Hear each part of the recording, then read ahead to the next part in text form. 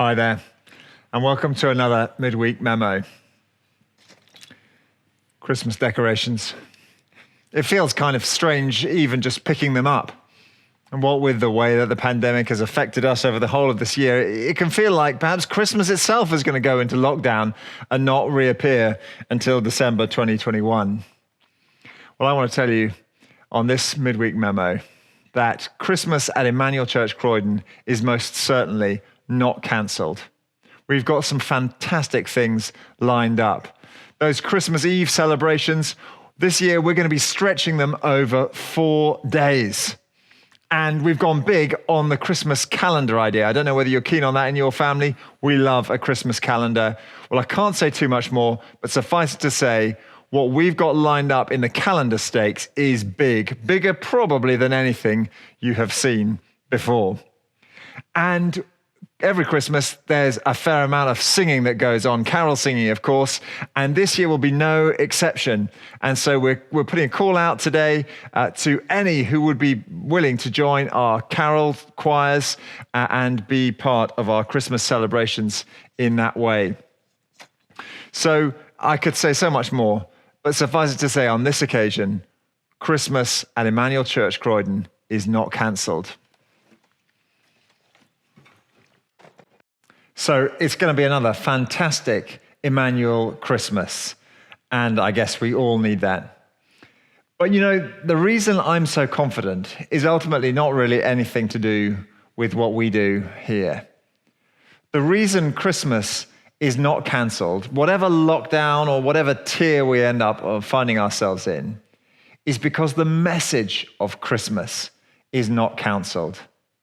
And that message is this: that Christ Jesus came into the world to save us by his grace. And wasn't it glorious to hear that message preached again this last weekend? I so appreciated that verse, chapter 2 of Ephesians, verse 8. For it is by grace you've been saved through faith, and this is not from yourselves, it is the gift of God. You know, if God's mercy and his love were not by grace, if it was something that we had to work out of him or to achieve or to somehow get hold of by our own effort, well, that would be a downer. But it's not. His love, his kindness to us, his salvation that he offers is by grace. It's a free gift. It costs us nothing. And that means it's open. It's freely available to any person in the whole world.